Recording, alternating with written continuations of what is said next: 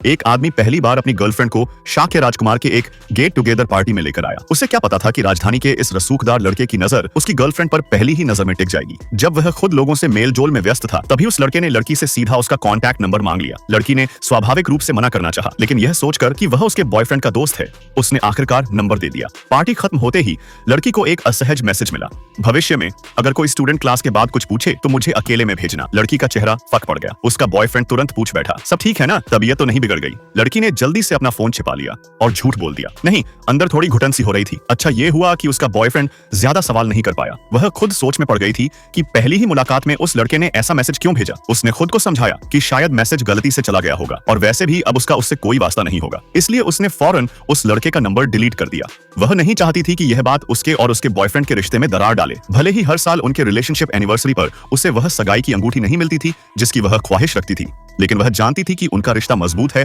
और उसका बॉयफ्रेंड एक दिन जरूर उसे प्रपोज करेगा। उधर उसी रसूखदार लड़के ने अपने दोस्त की सोशल मीडिया पोस्ट पर उसकी तस्वीर देखी। वह उसे सुंदर कहने के लिए चैट ओपन ही करने वाला था कि देखा, लड़की ने उसे पहले ही डिलीट कर दिया था। उसे गुस्सा नहीं आया, बल्कि अब वह उसे पाने के लिए और ज्यादा दृढ़ संकल्पित हो गया। लड़की ने सोचा था कि अब दोबारा कभी उससे सामना नहीं होगा, लेकिन किस्मत को कुछ और ही मंजूर था। एक दिन जब वह अपने बॉस के साथ एक बिजनेस मीटिंग में गई तो वहां वही लड़का मौजूद था, वही घमंडी राजकुमार। सॉन्ग साहब कृपया आगे आइए, किसी ने कहा। कोई बात नहीं, मैं यहीं बैठ जाता हूँ, उसने जवाब दिया। सॉन्ग साहब अगर कभी समय मिले तो आपके साथ एक इंटरव्यू करना चाहेंगे, लड़के ने कहा। झाओ साहब इतने गर्मजोशी से बुला रहे हैं तो मना करने की कोई वजह नहीं, उसने मुस्कुराते हुए जवाब दिया। लड़की हैरान थी कि वह इतनी आसानी से मान कैसे गया। आइए हमारी अच्छी साझेदारी के लिए एक टोस्ट। मैं सॉन्ग साहब को एक ड्रिंक ऑफर करता हूँ। तभी वह बोला, नहीं उसे रहने दो, उसकी शराब की सहन शक्ति कम है।